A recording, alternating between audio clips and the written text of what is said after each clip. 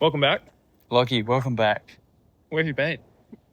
A couple places. We're going to catch up because we've been out of action for a number of weeks. There was a second there that I was nervous that we were going to fall into the percentages of failed podcasts that we've spoken about. But alas, we back. We have both been away, being on some adventures, finding some stories. We finished the last episode with 2 challenges. Gain a story. So in some way or another, talk to someone and kind of collect a story. And the other challenge was to share a story, whether that's now or, with the people that we've been around along the way.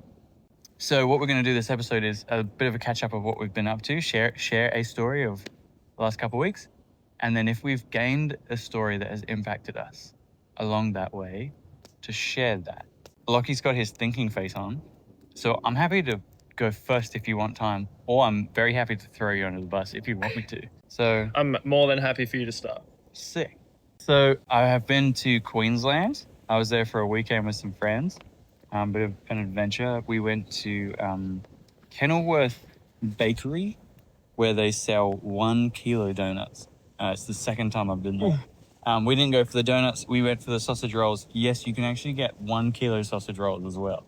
We didn't do that either. Oh, We just kept it normal with average size sausage rolls. But a really fun, different weekend up in kind of like the hinterland kind of regions. That was kind of like a long weekend. And then my wife and I got home and then we went to New Zealand. 10 days, we hired a van, started in Christchurch, drove to Mount Cook and then all the way down through kind of the mountains, Wanaka, Queenstown, up round to Milford Sound, down to Dunedin, and then all the way up the east coast back to Christchurch over 10 days, living in a very small Toyota Hiace, which was a whole adventure that I'll jump into. But the aim was just a bit of time out, bit of processing, bit of reflection. My wife is a mad travel bug, and she's never been to New Zealand before in that capacity. I think she flew in for a weekend when she was little, but doesn't remember it. I had been to the South Island before, but again, when I was 10, can't fully remember everything. So we hired a van, which we'd never done this type of adventure before. And I learned some things about myself and about my wife. The first thing is that we hate making our beds in the sense of in the morning, George always makes the bed because I'm out first for work. But in terms of a fitted sheet on a mattress, that part of making a fresh bed, we both hate it because it's a mission. And when you're living in a van, the van that we got, the couch is your bed. And so if it's not set up as a bed, it's set up as a couch. And when you have to turn it into the bed, you have to do the fitted sheet and everything. And so we did that for 10 nights. And by the end of it, we were I hate this. were you better though?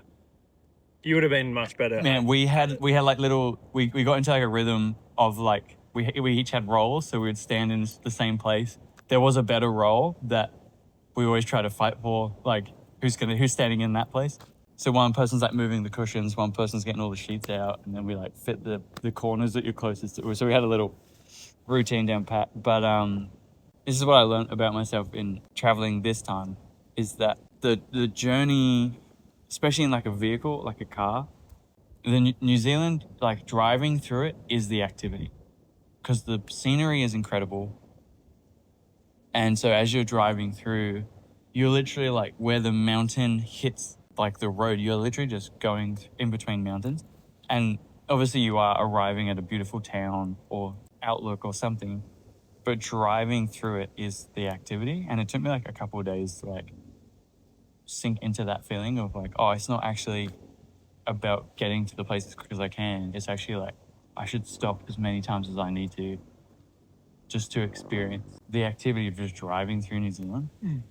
So it took me a couple of days to get used to that feeling, but man, we were just overwhelmed. We couldn't stop just staring at mountains and just pulling over and taking photos, or just one of the favorite things that we did was we would drive for a while, see a little pullover spot with mountains in the background, pull over and we just make a cup of tea and just sit out of the van. It was pretty cold, but sit out in the van and just look at the mountains and drink a cup of tea or do a crossword. My wife and I channel like 80-year-old energy. A cappuccino crossword. A Sudoku. Oh, dude, I can't do those. And it was super refreshing. I like processed a lot. We've had a lot of change at work, and so I was able to like process how I was feeling about that. You know, just spend some hours in silence and just soak it in and journal and process my thoughts and feelings. And that's it's kind of what we get participants to do at the campsite we work at. Is you have an experience and then you reflect and see how you're feeling. We've spoken about that in other episodes, but I just intentionally put that into practice of like, okay, I'm going through an experience. How do I reflect? What am I learning? Incredible. Had a lot of fun in Queenstown.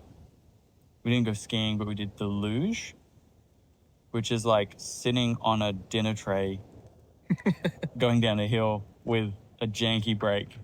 And it was just mad fun. We did it a couple of times. Similar to tobogganing?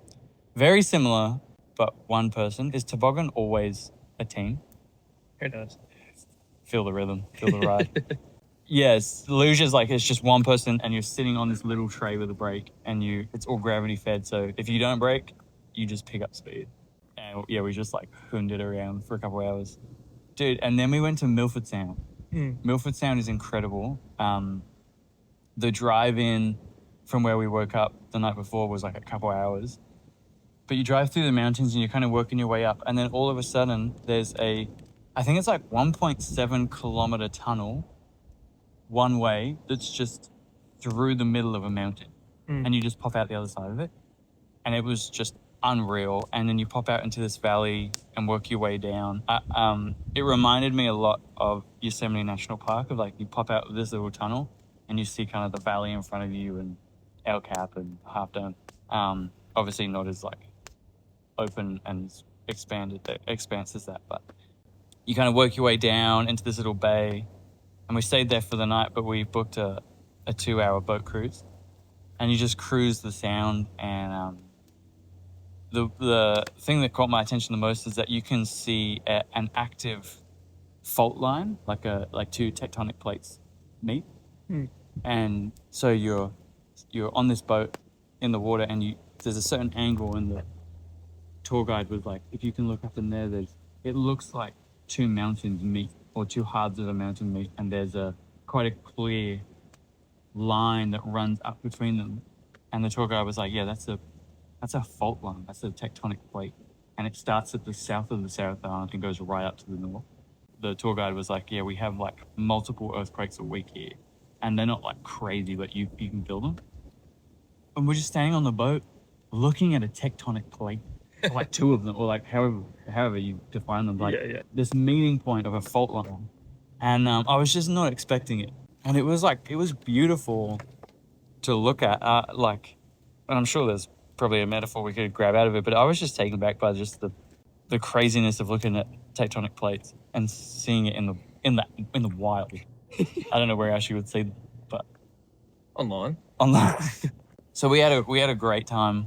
We were away for 12 days, and by day 10, we kind of seen everything that was on our activity list, and we were both like, yeah, I'm actually really ready to come home, which I think is always a nice feeling of like, yeah, it's time. So we cruised home quite quickly, just settled back into the rhythm of work and life. So I've been to Queensland and New Zealand. It's mental. Yeah. I remember keeping up to date with some of your social media posts, and I think you did very well at balancing it. So like for the period of time that you were there, it's not like every 5 minutes you were posting a photo. Yeah. It was basically kind of like daily. It's a bit of a daily dump. Yeah. And it was just so sick to be able to like see the difference of location. Of seeing like places I'm familiar with, and then seeing places I've never even knew existed. It's just postcard potential. Better than man. Wish you were here, postcard. Where are you? Unbelievable. Yeah, so that's me. What about you? Can you share a story? I left the country for the first time. I've done some travel. I have also done like a short trip to New Zealand where we went from Sydney across, it's a 3-hour flight, didn't really feel like I was traveling overseas because I like landed, did a competition, flew out, and then was back in Sydney. Like I saw one little suburb and a lot of little cafes, but I made the trek to Frankfurt in Germany, which when people ask, have you left the country, and you say no, and they're like, was there anywhere you really want to go? I don't think I would ever get to Frankfurt, Germany. I don't think, for me, that's my style of environment. But I went over there for not just a holiday, for a competition. And the competition was one that was probably going to be one of the biggest comps in my lifetime within my hobby. And so I feel like I had pulled out of the trip previously, and then people had reapproached, and just it kept coming back to me. Not to haunt me, but it kept coming back, and it just seemed like I had to be there. And so I financially wiggled every single last dollar that I could find and forced my way over there. And so it was quite the journey. It was very exciting. I'm quite the aeroplane nerd. We just sit here at work and we've got a clear sky and we watch all the planes fly in and out of Sydney over our heads. And the A380 is like the biggest commercial or whatever plane that you can get on. Yeah. So just to be on one of those and feel the difference between that and just your standard Jetstar domestic plane. Yeah. It was such a surreal experience. It's so smooth and you don't feel any bumps. You don't feel anything when you're up in the sky. It's just so enjoyable to experience that. As I have said before, I'm not small. Like I'm a plus 6 foot dude and not super skinny either. So in a seat like that, I really struggle. And I think it was one of my biggest fears of travel was getting there and getting back. Yeah. But when we were over there, I didn't think about work once. I respectfully didn't think about home life once. Like I didn't think about anything. It's good. I was just fully immersed in there, and just everything was different. Like the buildings were different, the streets were different, the smells were different, the cars were different. Like every single experience was different, including language. Like when I went to New Zealand, everyone still speaks English. We'll lose it. Yeah. So some funky accents, but I love the New Zealand accent. So. I describe it to my wife as it sounds like they're speaking in italic. Yeah. It's the New Zealand accent. Anyway. Bold italics. Dude, if I could download a New Zealand accent for my personal self, I would do so. Maybe one day. We had this big competition, and for the last 10 to something years within Sydney, I've been participating in laser tag as a hobby. It's very similar to like a paintball tournament kind of layout, but obviously very different style. And over the years, I've come to understand the community really well and know everyone and be super comfortable in that space. And when we have a competition, because it's quite a niche sport, most people don't even know you can compete in it. Yeah. You get to know all the players really well. But this trip to Germany was a step into an arena where I'm versing like almost every single player I verse, I hadn't versed before or even like met in person. And so that was just such a learning curve for me. Yeah. In terms of comfort zone and really trying to find out like how good are you? Because you can be good at versing like one person, but then like can you verse anyone? And what does your skill level look like when you're not comfortable and you're in a maze you've never played in, you're playing settings you've never played before, you're using all this equipment that is slightly unfamiliar to you, and you got all these people that scream at you and you don't even know what they're saying because they're just all different languages. It's such a overwhelming experience, but I like stepped into it knowing what I was signing up for. And we had an absolute cracker of a time, and the people I went with were the right people to go with. Like every single person on the team was there for a reason, and for most of it, it was a mutual reason. Yeah. In terms of kind of what I got out of it was the idea of working within such a high-performing team. Yeah. Is in our sport we have teams of 5, and so you can't afford to have like a bad player because then your team just doesn't perform at all. So we had to have 5 of like the most high-performing players we could. And I think realistically, like within Australia, there's probably better individual players, but the team was picked based off like the roles that we play and our strengths and weaknesses, and making sure we can have strong players in every position on the field. So That's it. Yeah. You can have like an excellent individual player, but if they can't play in a team, they're not as good as a team that could play well together. yeah. That's good. It was a very successful trip for us. We went over wanting to get first and wanting to win, not just because winning feels nice, but it was just one of those things that we set out to do. Like all the players within that team do really well within Australia, and we wanted to test ourselves over there. And we just walked in with absolute confidence on a format and like settings and a system that we don't really play. Which, if you don't understand laser tag, like you're like, yeah, cool, I don't know what you just said, but essentially, if you were like in the NRL or in rugby league and you went overseas to play soccer, like it's a whole different ball, it's a different field, different lines. Yeah. Like the same idea, your team still does the same kind of thing, like get from this side to that side, score a goal, score a try, whatever. But it's just you're versing the best of the best on that equipment. Yeah. And so to pull a first and pull a win in that space is just like surreal. And you got first? Yeah. Come on. Yeah. We jumped for joy many times. We had many like hugs and celebrations and all that kind of stuff, which in a team of like all men, it's like I don't know. It doesn't happen. Has to be very a very deep and powerful emotion for a couple of dudes to hug. Yeah. But yeah, I think overall it was an incredible learning experience. I feel like it's made me want to travel more. I don't know.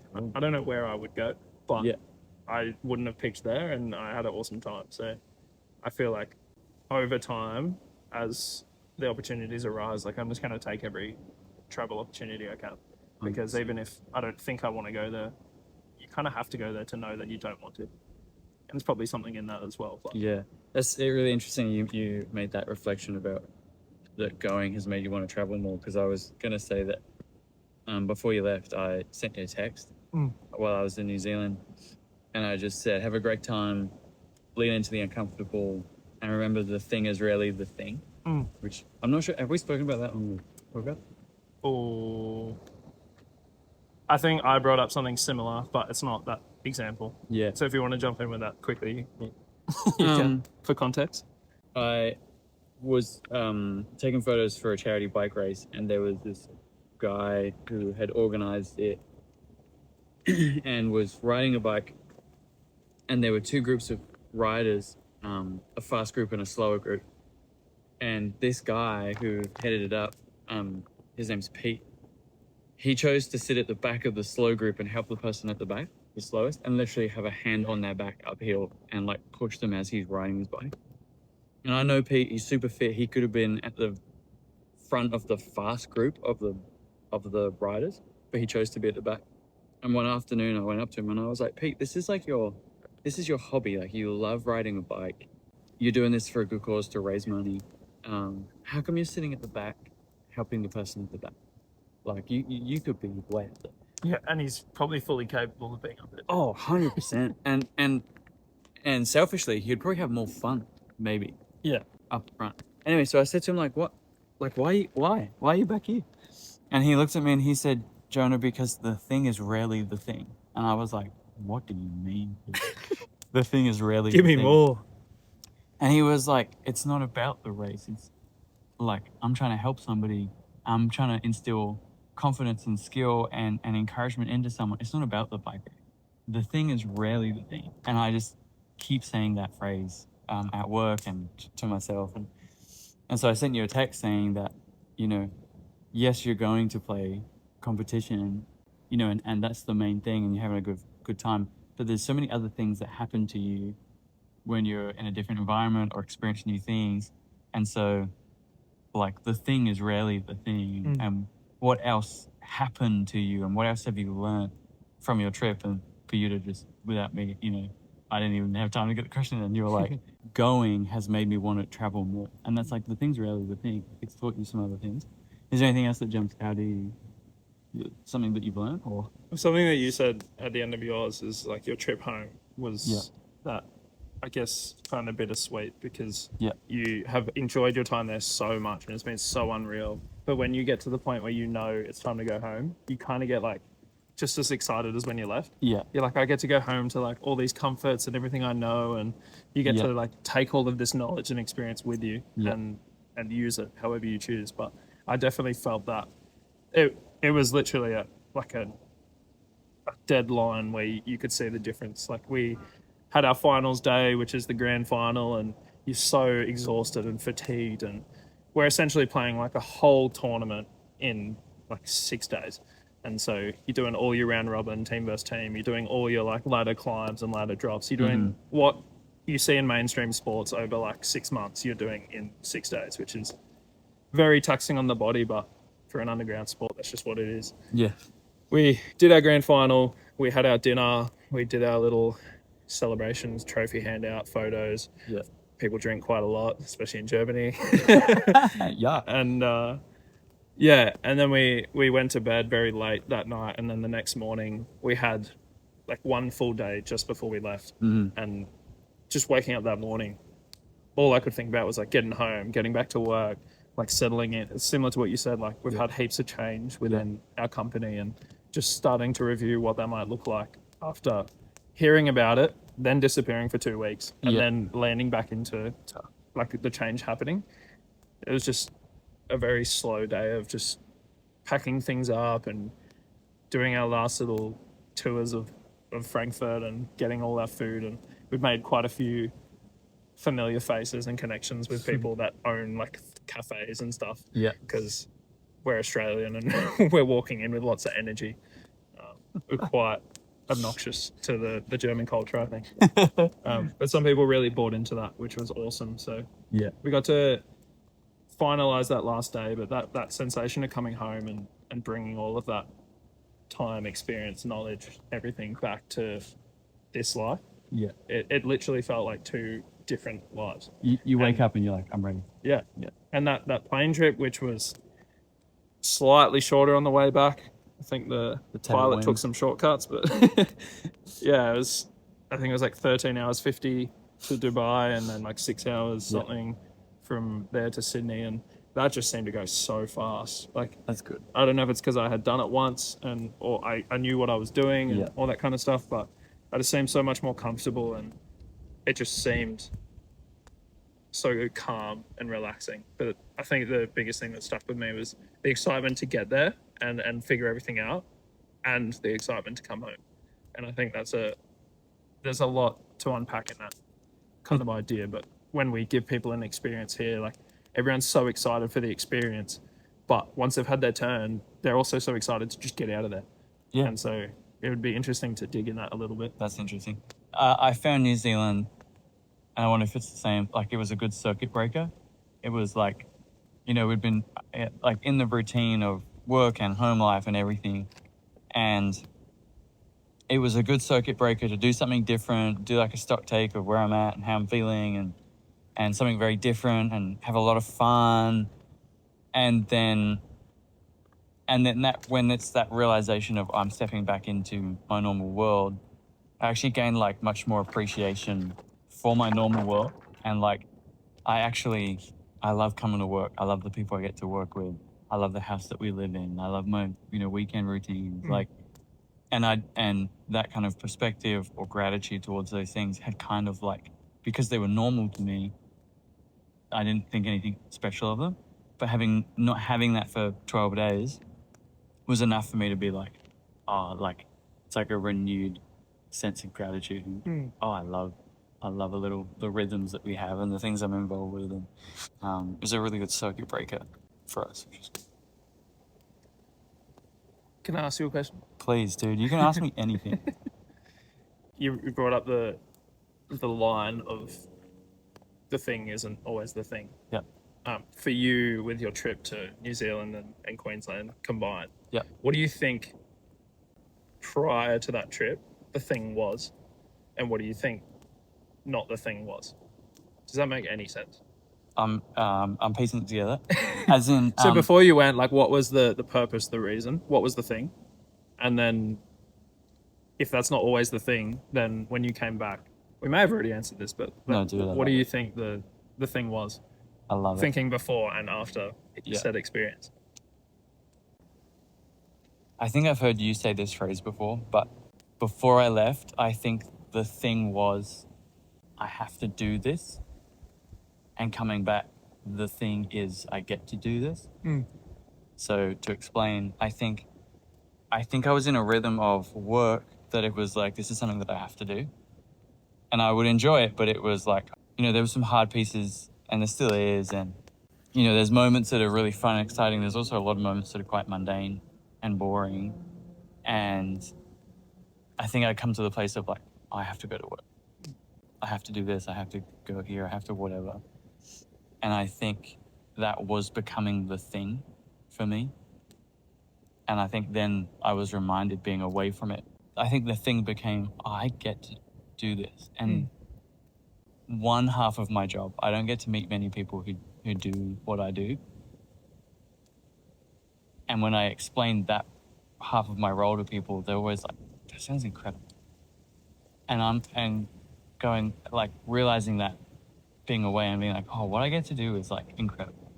And I get to learn a lot, and I get to experiment a lot, and there's a lot of grace, there's a lot of freedom.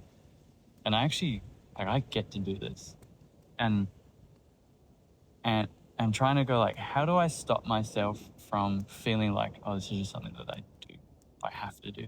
And I know there'll be seasons, and there's things that I do have to do as a part of my job, but it's like, this is my choice. Like, I'm choosing to work here, and I get to. And it doesn't mean it's easy or smooth, or it's always, what I want it to look like, but the thing was realizing I get to do this for a short little time. And so how am I going to look after what I'm doing? How do I steward what that is while I have it? Because I might not have it forever. So what am I going to do with it? That took a deep turn, didn't it? I felt that. I felt that in the wind. A moment. Yeah. The wind changed direction. Can I ask the same question of you? Yeah. I think a lot of that behind the scenes is just gratefulness of like what you have and understanding like how different it is in different places. And to go to New Zealand is still a big change from Australia. To go to Germany is an obvious change from what we have here. Not even be able to like just order food at a cafe because you don't speak their language. Like, all those small things coming back to Australia and just literally came, going off topic a little bit, Please. Straight into Sydney Airport, and in the airport I bought Australian Maccas. just because everything over there was so different to like order, and the amounts it cost in compared to Australia, like everything was so different and like uncomfortable that when I came home I just chased that familiarity. Like that's all I wanted. Is I just wanted to have the things back. But if my trip was longer in Germany, I don't think I would have wanted to come back any sooner. So it was a lot of mixed emotions in that space. I think a big thing for me was because I was going for not just a holiday, but a dedicated reason, being a competition. Like we went in there, and as I said previously, we just wanted to win.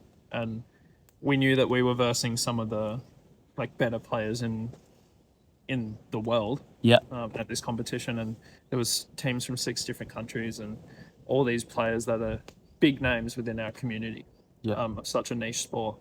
And so you're just constantly thinking like, what are we going to do to win? What is it going to look like to walk in there with confidence? And are you going to walk in and meet people and like size them up? Or are you just going to walk in and be like reserved and just kind of let your performance play? But when we got there, we realized that there was a lot of like, this team cheats, this team cheats, this team cheats, and this team cheats. Like, this is going to be a brutal competition. But to condense it really fast, the middle point of the competition, I had a conversation with a dude from Finland, and he is very grounded. Like, he knows how each different country is feeling at this point. And we're having an awesome conversation about it. And like the Australian culture of not just how we live, but like of our game that we play is so different to what everyone else plays, just in terms of like how we referee the game and the consequences. And it's like the people from Finland were cheating in the Australian rules, but not in the Finnish rules. Right. And the people in the German teams were cheating in the Australian rules, but not in the German rules. And so each country was coming together to play this neutral game, but we're all just pointing fingers that like they're doing this and they're doing this. And as soon as we all realize like that we are 6 different cultures all coming together to play in one space, like the game just got so much more fun. Wow. And all the competition went away. We would like get absolutely smacked by a team in the maze that arguably we shouldn't have lost to, and then we just come out and it's all like happiness. Yeah. Because we just know like, yeah, we just slipped up. Like they may have been cheated, but that's our perspective, and to them, they're the cleanest team from their country. That's why they're at the competition. Yeah. Like, man, that's so interesting. so I think for me, a big shift was like, what does competition mean, and how do we compete with other people, and perspective has always been a massive thing for me. But I think in that competition, I got to see another example of how that can be used. And coming back from it, I said to everyone in that team, and I'll tell my team as we go into this year's round of competitions in Australia, like this competition here is just so nice and like easy in a sense, not skill wise, but we have it so good here. Yeah. Compared to some of the other countries. So I think it's just being, I guess it full circle back, but just being grateful for like what we have in this country and the competition. Like, it is just a game. It's not a mainstream sport. So although we are committed and we take it super seriously, just finding that balance of like, you are still just playing a game and you don't do it to win. You do it for like the people that you get to do it with and the feelings that you get within the sport. Even if you don't win, you're still getting incredible sensations like within your body, that sense of achievement and friendship and connection, which is pretty powerful, I think. That's sick.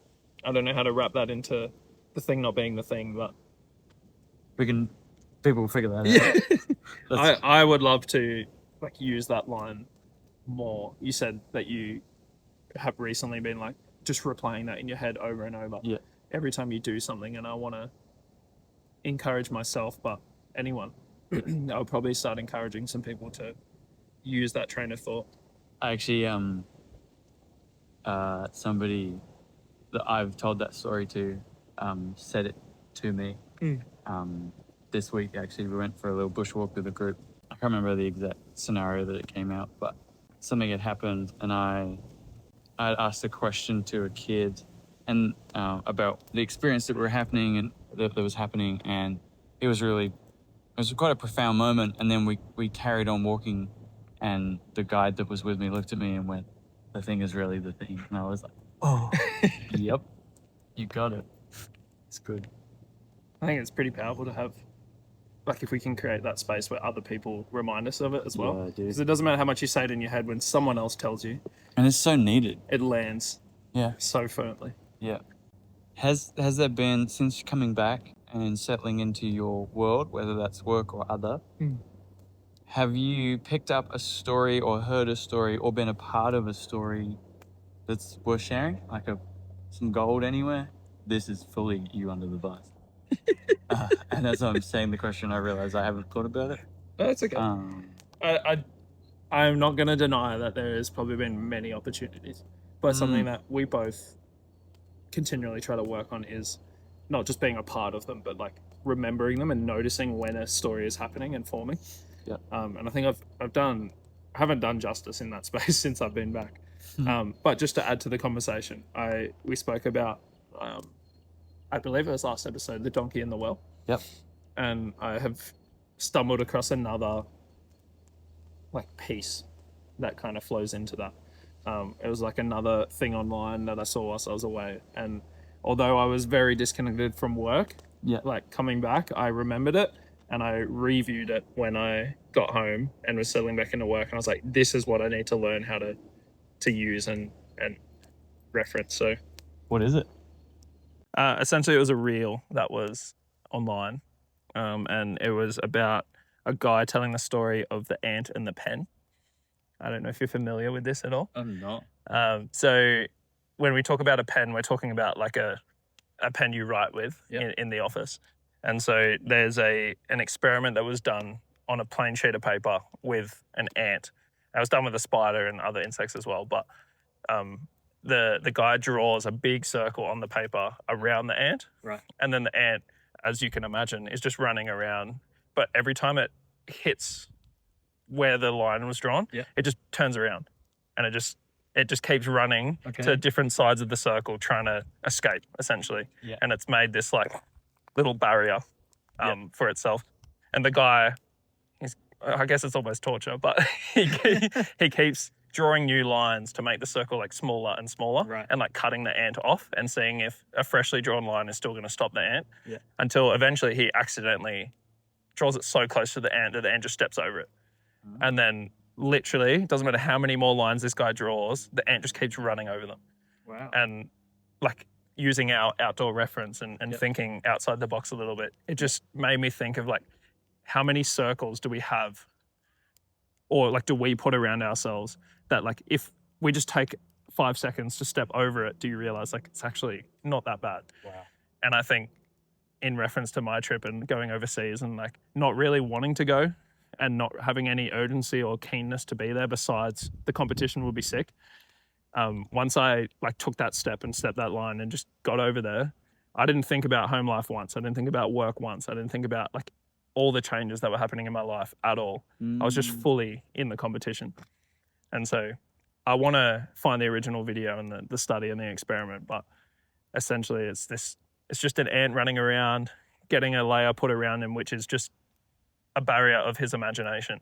And as soon as he steps over it once, he realizes, oh, I'm not trapped. I'm not going to die. So yeah, I just think it's an incredible analogy, and I would love to like figure out a way to twist that into what we do and how we mentor people and guide them. That's super powerful. And very much like the donkey and the wheel story. Like that. It's the same feeling. It's got nothing to do with... It's really the thing. The thing, the thing isn't always the thing. So I guess the question is, what are our circles? That's the question. What's my circle that I don't think I can step over? That I should just give it a go, and maybe it's not as bad as I think it will be.